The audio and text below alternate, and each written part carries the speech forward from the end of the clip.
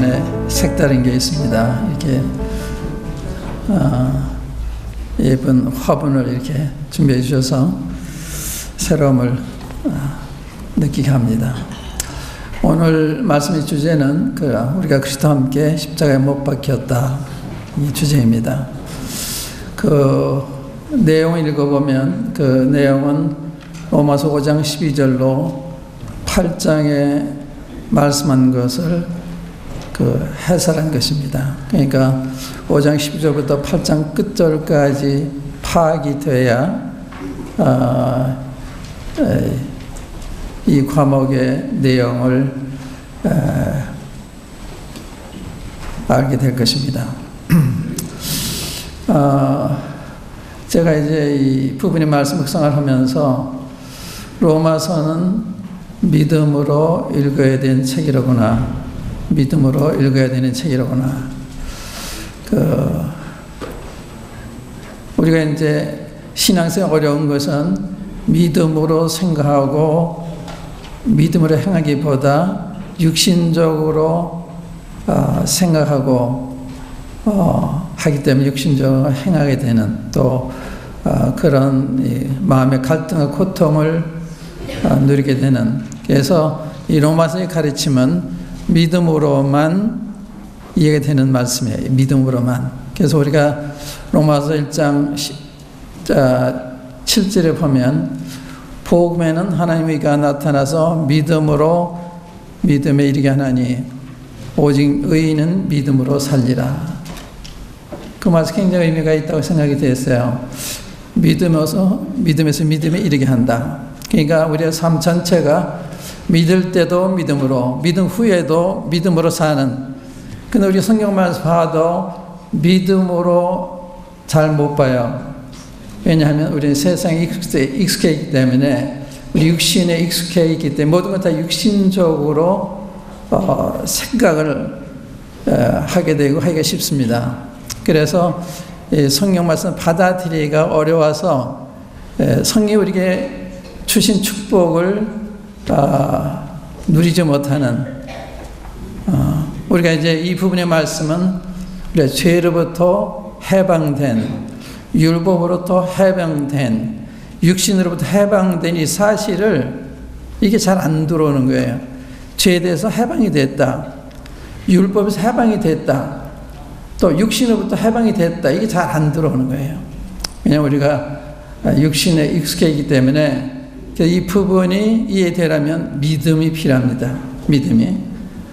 하나님께서는 이것을 우리에게 믿을 수 있도록 너무나 놀랍게 역사하셨지만 우리의 믿음의 눈이 없기 때문에, 혹은 믿음의 눈이 시력이 약하기 때문에 잘 못 보는 우리의 큰 문제의 원인이라고 생각을 해요. 믿음.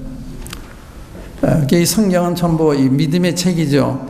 믿음 읽지 않으면 이해되지 않는 게 많아요. 믿음으로 읽어야만 이해가 돼요.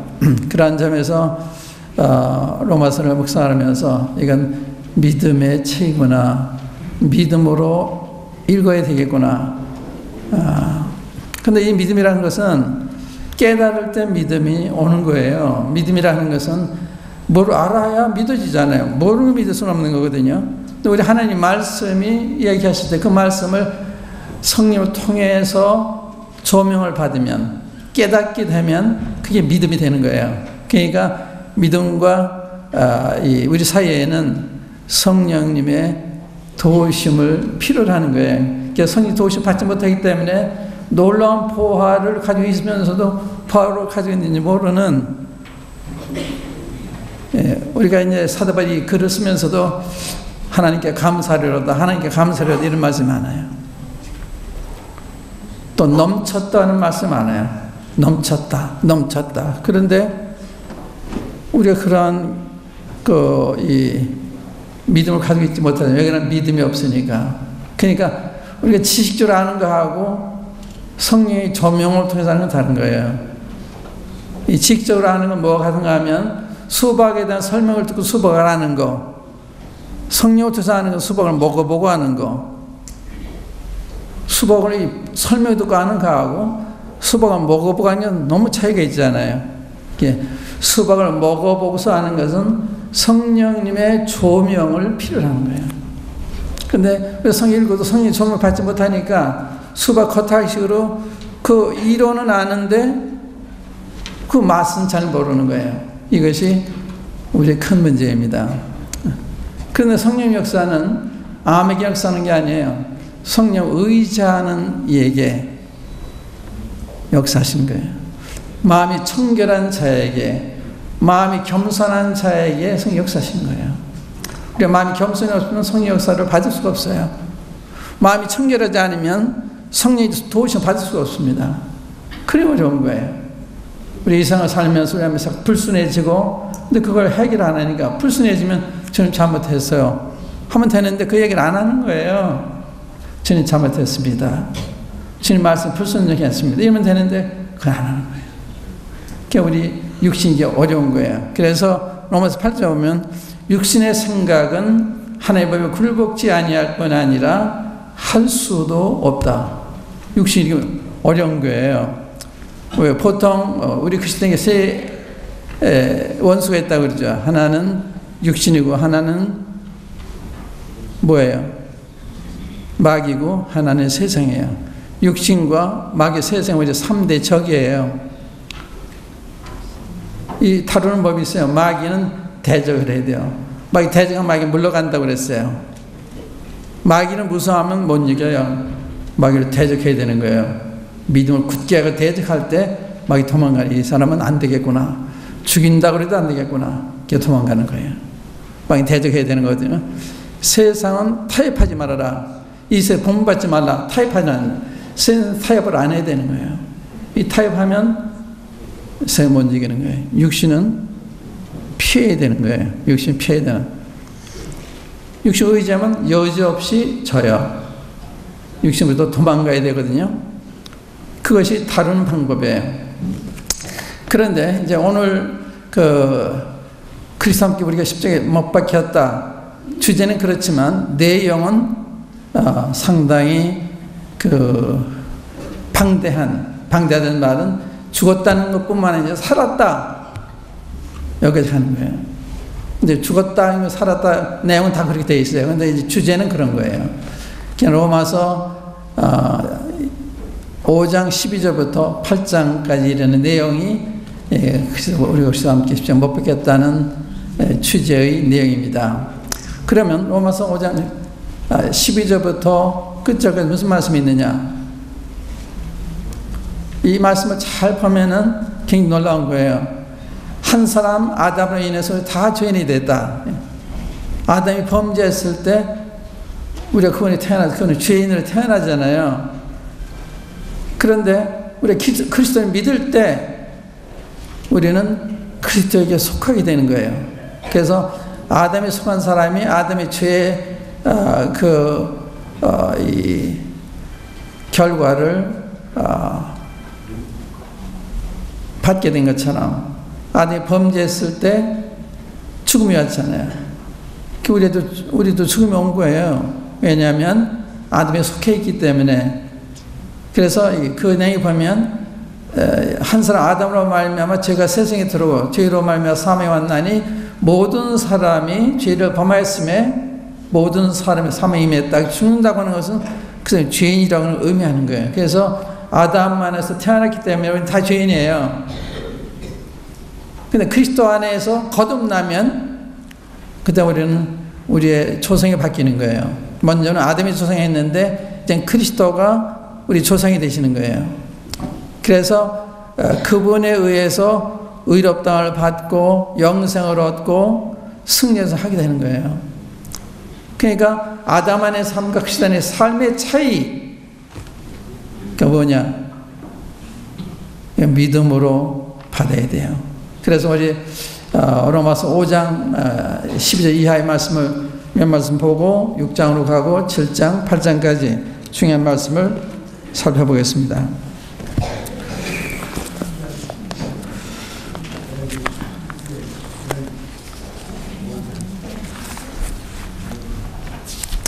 로마서 5장 18절 이하를 읽을게요. 18절 이하로 12절부터 시작되는 말씀인데 12절 먼저 읽고 18절 이하 읽겠습니다. 어제 12절 보시면 이름으로 한 사람으로 말미암아 저희가 세상에 들어오고, 아담 얘기하는 거예요. 죄로 말미암아 사망이 왔나니, 사망이 죄값을 온 거거든요. 이와 같이 모든 사람이 죄를 지었으므로 사망이 모든 사람에게 이르렀느니라. 그래서 사람이 한 번 죽는 건 정해진 거예요. 죄 때문에 정해진 거예요. 다 죽어야 돼요. 그게 아담으로부터 받은 거예요. 아담으로부터 받은 유산입니다. 이게 우연히 오는 것이 아니라 죄 때문에 오게 되는, 아담에 속하면 죄인으로 태어나기 때문에 죄의 삭신 죽음을 당하게 되는. 그런데 18절에 보면 그런즉 한 범죄로 많은 사람이 정죄에 이른 것 같이, 이것도 아담 한 사람의 범죄로 많은 사람이, 모든 사람이 죄인이 된 거예요. 의의 한 행동으로 말미암아 많은 사람이 의롭다 하심을 받아 생명에 이르느냐. 이건 우리 주 엑스터의 의의 한 행동. 그러니까 우리가 죽느냐 사느냐 문제, 이것은 어느 쪽에 속해 있느냐, 이게 달린 거예요. 내가 그리스도께 속해 있느냐, 아담스 그대로 남아 있느냐. 그리스도께 돌아오면 영생을 얻게 되고 의에 이르게 되고 승리에 이르게 되는 것입니다. 그 다음에 19절 보시면 한 사람이 순종치 아니함으로, 이거 아담을 가리키는 거예요. 많은 사람이 죄 있는 것 같이 한 사람이 순종하심으로 많은 사람이 의인이 되리라. 그러니까 여러분과 제가 의인이 된 것은 우리 의를 향해서 된 것이 아니라 우리 주님이 의를 이루셨기 때문에 주님의 이루신 의가 우리에게 간주가 되는 거예요. 우리에게 우리의 것으로 하나님이 여겨 주시는 것입니다. 그러니까 아담의 범죄로 인해서 많은 사람이 죄인이 된 것처럼 그리스도의 순종함으로 말미암아 많은 사람이 의인이 된다. 여러분들 그 중에 속해 있는 거예요. 이 의인이 된 것은 그리스도 십자가에 돌아가셔서 돌아도 부활하심으로 말미암아 우리 의인이 된 거예요. 내가 잘해서 있는 것이 아니라, 그러니까 의인이 되고 죄인이 되는 것은 어느 쪽에 속해 있느냐. 아담에 속해 있으면 죄인이고 그리스도에 속해 있으면 이제 더 이상 죄인이 아니고 의인이다, 이 말이에요. 의인이다. 근데 실제 우리가 의인이 아니잖아요. 그래서 믿음이 필요한 거예요. 믿음이 생기려면 성령님의 조명이 필요합니다. 근데 이 말씀 여러분들이 깨달으시면 믿음이 되는 거예요. 못 깨달으시면 여기 똑같은 거예요. 머리 다 알죠? 그러나 실제 의인의 기쁨을 누리지 못해요. 왜? 성령 통해서 이 참 뜻이 이해가 안 됐기 때문에. 그래서 항상 읽으실 때는 성령 의지하고 기도하시고 읽으셔야 돼요. 그래서 그 말씀의 뜻이 내 마음에 비춰지는 거예요. 아, 이렇구나, 이러구나, 이렇게 되는 거예요. 그러니까 의인이 되고 죄인이 되는 것이 어느 쪽에 속했느냐, 여기에 따른 것이다. 하나님 그렇게 여기시는 거예요. 또 20절에 보시면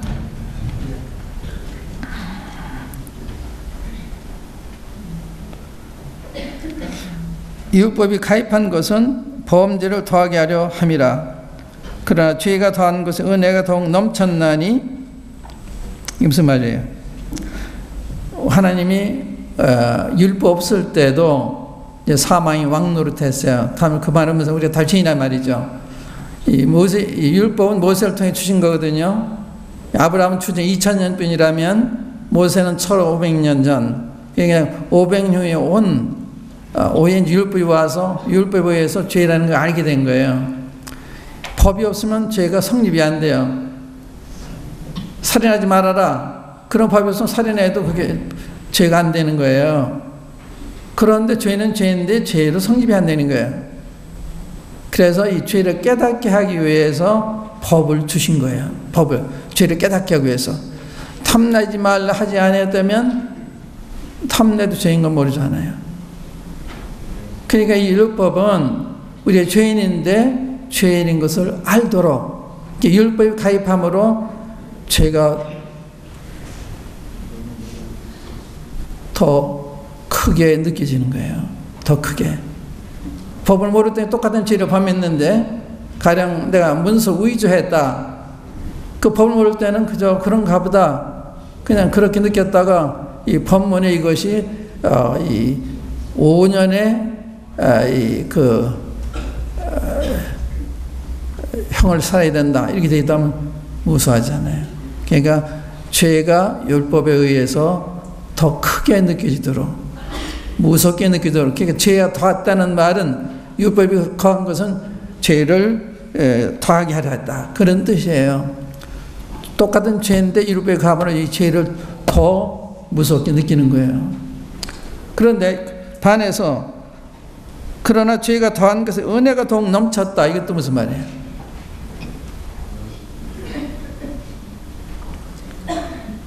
이걸 이렇게 설명할 수 있겠죠. 우리가 이 누가복음 7장에 보면 우리 주님 바리새인의 집에 초청을 받으셨어요. 식사를 가셨는데 그 동네에 죄인의 한 여자가 와서 눈물 흘리면서 주님의 발에다가 눈물을 닦고 머리털로 주님의 발을 씻어요. 여기에 대해서 이 바리새인이 의아해요.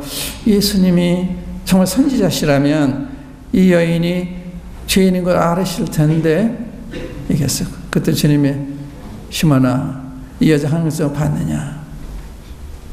넌 내가 들어올 때 물도 떠주지 않았지만 이 여인은 눈물로 내 발을 씻었다. 머리털을 씻었다. 넌 내 들어올 때 나 입 맞추지 않았지만 이 여자는 끊임없이 내 발에 입 맞췄다. 하시면서 많이 사함받은 사람은 많이 사랑하고 적게 사함받은 적게 사랑한다. 그러니까 큰 죄를 범하는 사람들이 거듭나면 놀랍게 헌신하는 거예요. 그 은혜가 너무 크니까. 죄에 더한 것에 은혜가 넘쳤다는 건 그런 뜻이죠. 또 다른 말 하면 마태복음 18장에 베드로가 그런 질문해요. 주님, 형제가 죄를 지면 몇 번까지 용서하니까 7번까지 용서하리까 그러니까 70번씩 7번 용서해라. 그러시면서 그 빚을 진 왕의 신하에 대한 얘기를 해요. 왕의 신하가 왕한테 빚을 졌는데 얼마를 졌는가 하면 1만 달란트. 1만 달란트는 평생 벌어도 갚을 수 없는 수십억 달러에 해당하는 돈이에요. 그러니까 여러분, 저는 그 돈 어떻게 갚아요? 아무도 못 갚아요. 굉장한 빚을 탕감받은 거 1만 달러는 그렇게 큰 거예요. 그런데 1만 달러 빚진 사람이 이 사람한테도 또 빚진 사람이 있었어요. 얼마 졌냐? 100데나리온. 100데나리온은 100일치 보수예요. 100일이면 한 3개월치 보수 되는 거예요. 100일치 보수니까. 그러니까 1만 달러한테 비하면 아무것도 아닌 거예요. 그런데 이 사람도 와서 용서를 하고 빌고 내가 참아주면 내가 갚겠다고 하는데 때려 속에 가뒀어요. 이수의 임금이 듣더니 악한 종아, 너는 빌게 내가 내 죄를 탕감했었는데 너도 내 종을 불쌍히 하는 게 마땅치 않느냐. 그랬어요. 무슨 말이에요? 이 백태라는 한 사람이 이 용서를 받았다면 1만 달란트 받은 사람과 이 은혜 느끼는 게 다르죠. 이거는 그런 비유는 아닙니다만은, 그래서 죄가 더한 것에 은혜가 더 넘쳤다. 그래서 그렇게 사도 바울이 가르친 거예요. 가르치니까 사람들이 그러면 그게 죄가 많은 것에 은혜가 넘쳤다면 그럼 자꾸 죄를 져도 괜찮겠네요. 하나님의 은혜가 더 넘칠 테니까. 아니야, 그런 뜻이 아니야. 거기에 대한 대답이 6장의 대답입니다. 그래서 6장 읽어보겠어요. 6장에 그런데 우리가 무슨 말 하리요? 은혜를 더하게 하려고 죄에 과하겠느냐? 우리가 믿음으로 은혜 구원받는다 그러면 그럼 아무렇게 살아도 되겠네? 뭐 죄를 져도 행복 한 겹 살다가 하는 거니까 이게 생각하는 거예요. 은혜는 그런 게 아니죠. 은혜라고 하는 것은 가령 우리가 이제 피근한 예로 이 부모의 은혜가 있죠. 이 부모가 우리를 낳아서 기르시고 교육시켜 주시고 결혼을 시켜 주시고 이 은혜. 이 은혜를 받은 사람과 이웃 어떤 사람이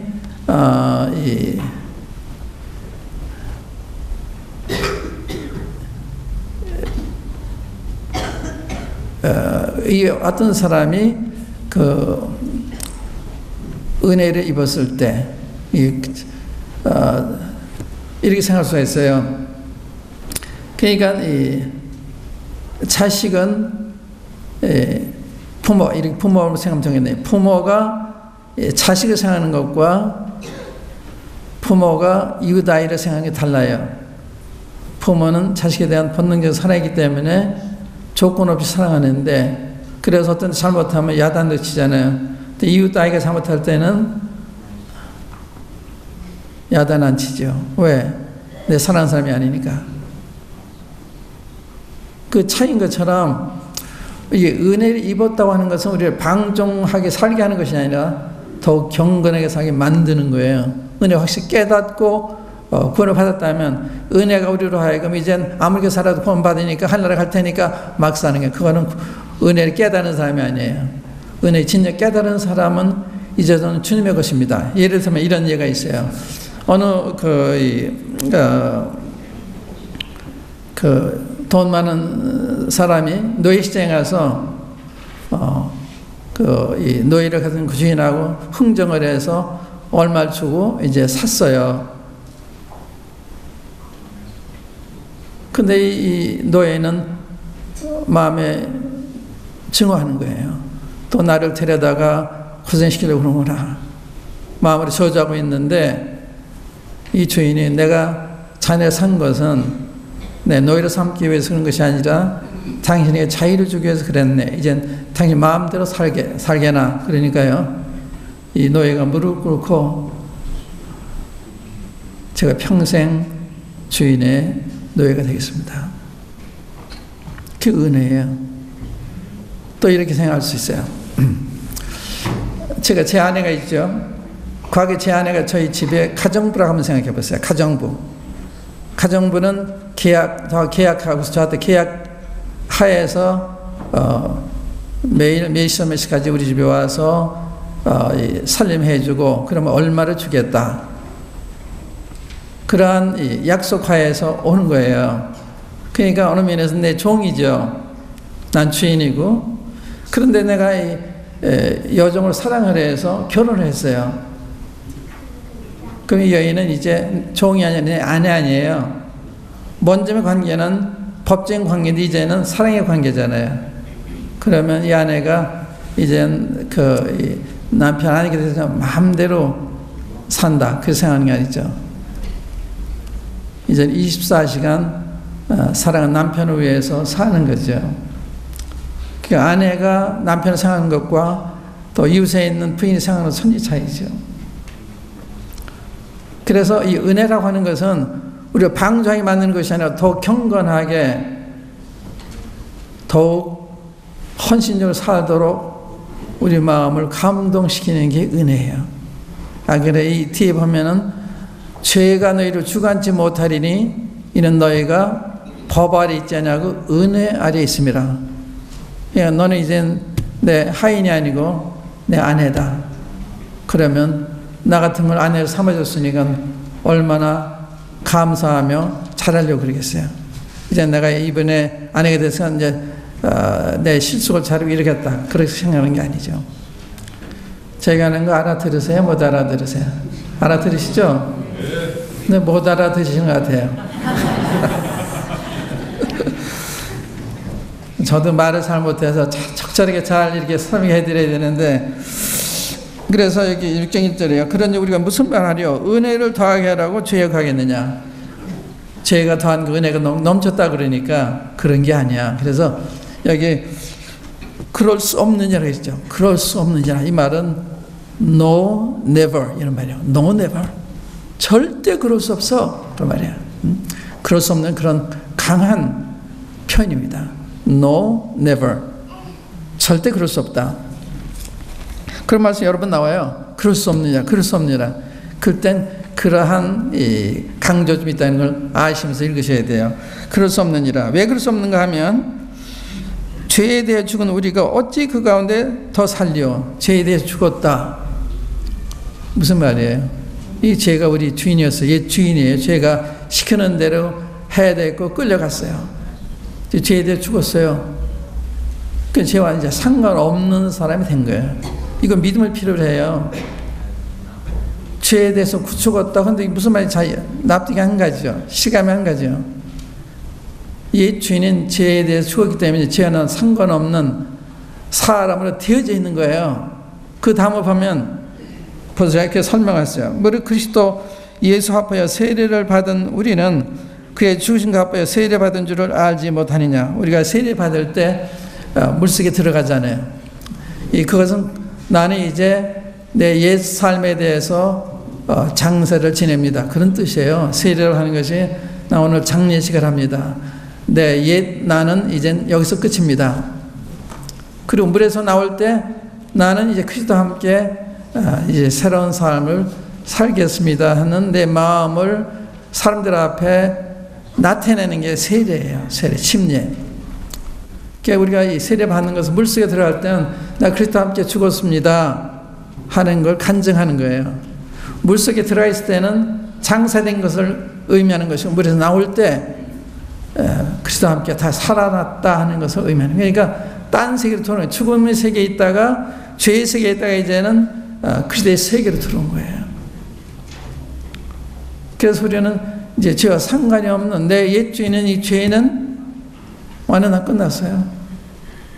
이제 7장 가면 이런 율법 관계에서 있는 얘기예요.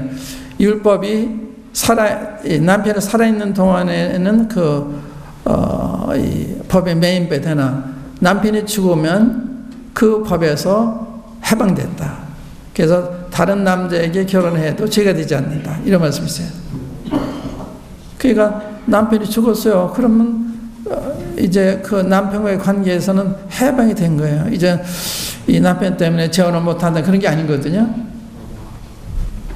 법적으로 말할 때 이제 해방이 되기 때문에 재혼을 해도 죄가 되지 않는 거예요. 그러나 남편이 살아있는 동안에 딴 남자 결혼하면 그 죄가 되는 거죠. 그래서 근데 율법은 안 죽었어요. 그리스도께서 율법에 대해 죽으심으로 우리 남편이 오히려 죽은 거예요. 율법이 남편이 죽은 거예요. 그러니까 내가 이제 해방을 받은 거거든요. 율법으로부터. 그래서 우리가 율법에서 해방되다, 벗어났다, 죄에서 벗어났다는 그런 뜻이에요. 그러니까 이제 상관이 없는, 그래서 이 히브리서 9장에 보면 이런 말씀 있죠. 그리스도께서 죄와 상관없이 죄와 상관없이 기다리는 자의 두 번째 나타나신다. 믿는 사람, 죄가 상관이 없는 사람이라고 묘사하고 있어요. 믿는 사람은 죄와 상관이 없어요. 왜냐하면 주님이 이 죄 때문에 대신 돌아가시기 때문에 죄인인 나는 처형된 거로, 사형된 것으로 없는 것을 보시는 거예요. 그래서 하나님이 보시는 한 죄인된 나는 없는 거예요. 사형당해서 없는 거예요. 이젠 그리스도만, 새로운 신랑적인 그리스도만 계신 거예요. 그래서 여기 이제 죄를 더하게 하려, 은혜를 더하기 위해 죄를 가하겠느냐, 계속 가하겠느냐, 그럴 수 없다. 대답이 한 거예요. 그러니까 침례가 그걸 말해주는 거예요. 그러니까 주님이 돌아가신 것은 대속에 따라서 나를 대신 죽으셨기 때문에 내가 죽은 거나 마찬가지예요. 법적으로. 주님이 대신 돌아가셨기 때문에 주님의 사형은 내가 사형당한 거예요. 그래서 죄인인 나는 이미 사형이 되어 있는 거예요. 하나님 볼 때 죄인인 나는 없는 거예요. 그래서 죄와는 상관이 없는 사람으로 만들어서 하나님 보시는 한 그걸 믿음으로 깨닫고 받아들일 때 나는 새 마음을 가지고 사는 거예요. 산 남편을 의지하고 사는 거예요. 옛날에는 이 죄를 따라다녔지만 끌려다녔지만 이제는 이제 상관이 없는 사람이 되기 때문에 이제 새 주인인 주님을 따라 살게 되는 거예요. 여기서는 이제 죄가 죽지 못하게 하는 이런 의미로서의 죽음을 얘기하는 거예요. 이제 4절에 오시면 그러면 우리가 그의 죽으신 갚아여 세례를 받음으로 그와 함께 장세되었나니 이는 아버지의 영광으로 말미암아 그리스도를 죽은 자 가운데서 살리신 것 같이 우리로 또한 새 생명 가운데서 행하게 하려 함이라. 그러니까 요즘 그리스도와의 연합 이런 책들이 많이 나오고 많이 얘기하는데 이 그리스도의 연합이라는 것이 이게 법적인 문제냐 경험적인 문제냐 이렇게 내가 여러분들 앞에 말씀드리고 싶었어요. 우리 그리스도에 연합됐다. 이건 법적인 문제예요. 법적인 문제. 이거는 우리가 경험해야 될 문제가 아니라 법적인 문제. 근데 경험해야 되는 것을 얘기하니까 혼란스러운 거예요. 그 경험했다는 분들도 경험이 아니에요. 그래서 경험했다고 그러는데 똑같아요. 똑같은 사람이에요. 다름이 없어요. 이 반짝한 한동안에는 승리 생활을 하는 것 같은데 또 빠져요. 그게 반복되는 거죠. 그러니까 그 경험 자체가 잘못됐다는 것이 아니라 그게 영구적인 게 아니다. 근데 그 경험이라는 건 뭐냐? 조명해 주시는 거야. 깨닫게 해주시는 거야. 그때 내가 새로움을 느끼고 아 그렇구나 사는데 계속 그렇게 살아야 되는데 그렇지 않으니까 여전히 또 일상으로 돌아가는 거거든요. 새 생명 가운데 행한다고 하는 것은 내가 지하 상관없는 사람이 됐을 때 이제는 이 육신을 떠나서 주님과 함께 사는 이 죄라고 하는 건요. 지금 여기 죄라고 하는 말이 다른 거예요. 이게 그 5장 12절 이전의 죄는요. 복수형의 죄예요. 범죄. 우리가 지은 죄. 그거는 피로서 정결이 됐어요. 주님의 피로서 용서를 받은 거예요. 범한 죄. 근데 우리 죄짓게 하는 죄가 우리 속에 있잖아요. 죄의 근본, 죄의 성품, 죄인 나. 이거 옛사람이에요. 옛사람. 옛사람은 십자가에서 못 박음으로써 해결하신 거예요.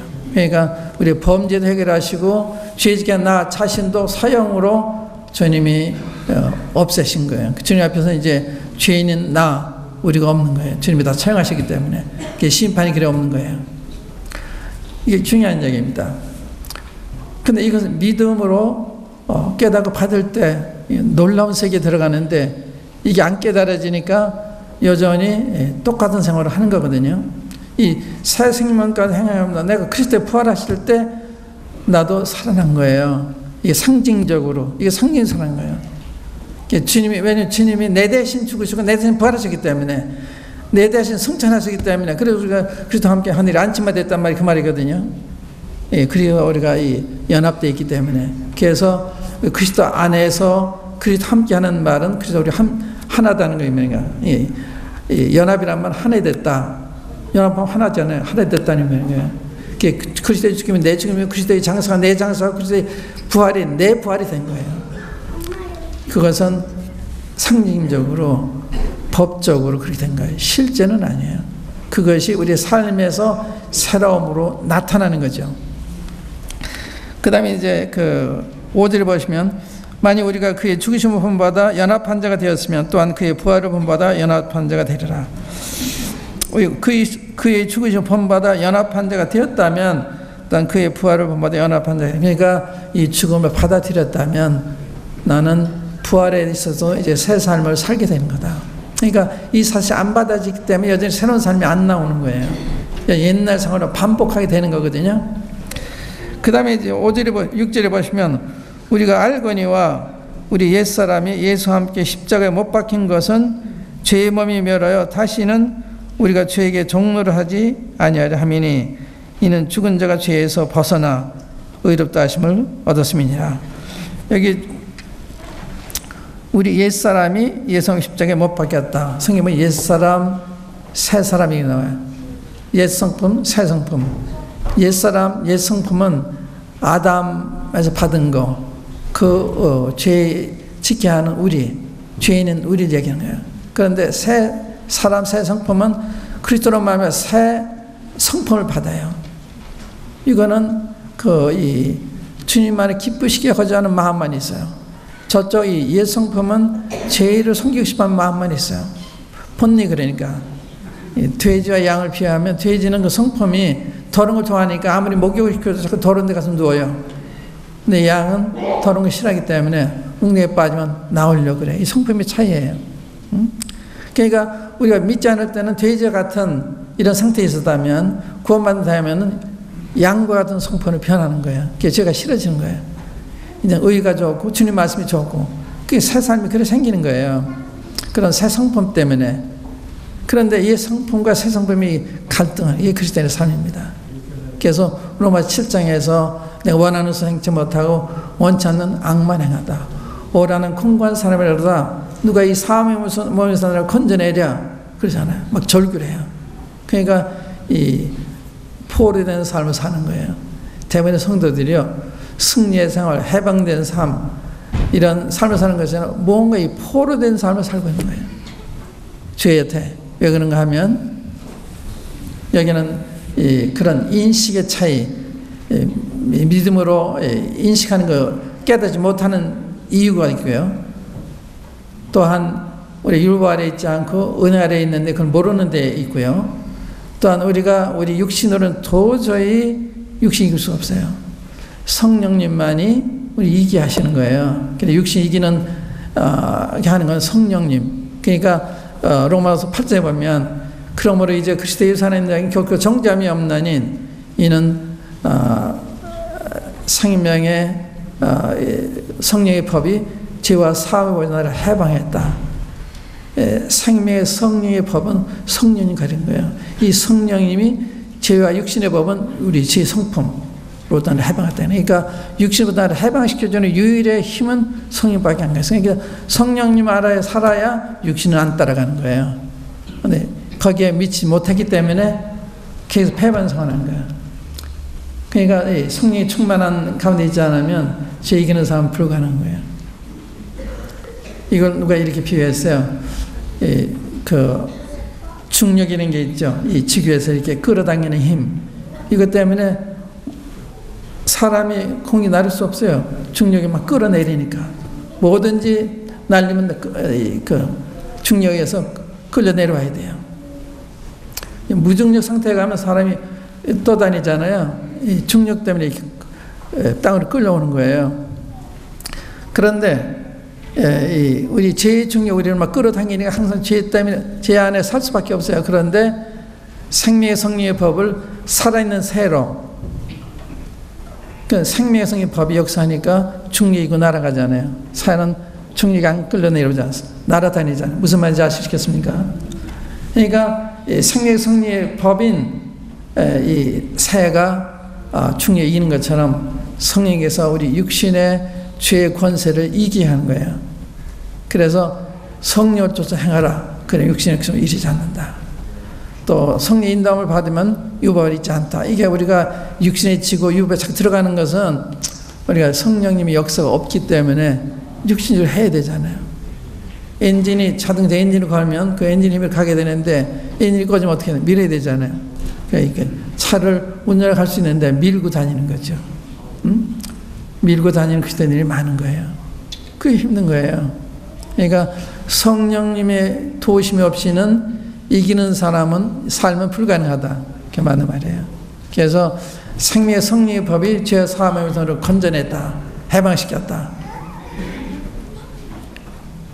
그래서 대답은요, 성령님 안에 살아야 되는 거예요. 끊임없이 성령이 살지 않으면 육신이 지배해요. 성령이 안에 살게 되면 성령이 우리 육신을 지배해요. 이기는 생활이 되는 거예요. 그래서 승리의 생활이냐 패배의 생활을 하는 것은 성령님 안에서 살고 있느냐 못하냐 여기 있는 거예요. 다른 데는 깨달음이 있는 거예요. 깨달음이 필요한데 깨달음만 가지고 되는 게 아니에요. 이 성령님이 내 속에 역사하실 때 죄를 이제가 싫어지는 거예요. 주님이 좋아지고. 어떤 분이 그런 간증이 있어요. 내가 죄와 싸울 때는 항상 졌는데 주님을 사랑하니까 죄에 대해서 부전승을 했다. 주님 사랑하니까 죄와 상관할 필요가 없잖아요. 그러니까 이 성령 안에 사는 게 굉장히 중요한데 로마 7장 8장의 차이가 로마 7장은 내가 살려고 그러는 거예요. 내 힘을 하려고 하니까 여지없이 치는 거예요. 원하는 선 행치보다 원하는 악만 행하는 거예요. 이게 반복되니까 절망하는 거예요. 그래서 누가 이 사함의 몸에서 나를 건져내랴. 그때 하나님께 감사하려다 그래요. 우리가 그리스도로 말미암아 하나님 감사하려다. 이제는 내 마음으로 육신의 법을, 마음으로는 하나의 법을, 육신으로는 죄의 법을 섬기는 선언해요. 육신은 죄의 법을 섬길 수밖에 없어요. 그래서 감사한 거예요. 금방 절규하면서 어떻게 감사해요? 그래, 주님이 돌아가셨구나. 날 십자가 못 박아 주셨구나. 그래서 이 육신부터 해방을 누리게 되고 성령 역사로 말미암아 그때 우리의 언어가 바뀌어요. 생각이 바뀌어요. 그래서 로마서 8절 보면요, 누가 우리를 대적하리요? 누가 우리를 송사하리요? 누가 우리를 정죄하리요? 누가 우리 그리스도의 사랑에서 끊으리요? 개갈해요. 아무도 못하는 거예요. 그러니까 성령이 충만했을 때는 이 힘이 생겨서, 이 믿음이 생겨서 하나님 우리를 예정하시고 부르시고 의롭다 하시고 영원하게 하셨는데, 이래도 우리 무슨 말이에요? 하나님 우리 의하시면 누가 우리를 대적하리요? 하나님 우리 편에 계신데, 의롭다 하셨는데, 영원하게 하셨는데 누가 대적하겠느냐? 대적할 수 있지만 이기지 못해요. 또 하나님이 택하신 누가 송사하겠느냐? 송사할 수 있지만 효과가 없어요. 재판장에 하나님이 나를 의롭다 하셨기 때문에. 누가 정죄하려? 의롭다 하시는 하나님이시니 그는 우리의 죽신자요 살아나신 분이요 하나님 보좌 우편에 계신 분이다. 누가 우리 그리스도의 사랑에서 끊으리요? 누가 우리 그리스도의 사랑에서 끊으려? 이 질문하고, 누가 그리스도 우리의 사랑에서 끊으려? 다른 거예요. 근데 우리는 우리가 사랑으로 되는 건다고 생각하는데 그리스도의 사랑으로 되는 거예요. 누가 우리를 그리스도의 사랑에서 끊으려? 아무도 못 끊죠. 우리 이제 예수 안에 있는 하나님의 사랑에서 아무도 끊을 수 없다는 게 대답이에요. 그러니까 우리 쪽에 속한 게 아니에요. 하나님 쪽에 속한 거예요. 그래서 우리 승리는 하나님의 도우심으로 승리가 되는 거예요. 우리의 노력으로 된 것이 아니라 우리가 주님 더불어 성령 안에 살게 되면 성령께서 늘 승리의 생활을 하도록 해 주시는 거예요. 그 길밖에 없어요. 그러니까 여러분들이 어떤 이 삶의 패배를 당한 문제는 성령 안에 성령의 인도를 받지 못하는 데 있는 거예요. 성령을 살 때 이기는 삶, 담대한 이러한 그 승리의 쾌거를 풀 수가 있는 거다. 여기까지는 잘 모르겠네요. 여기까지 말씀드리겠습니다. 기도하겠습니다.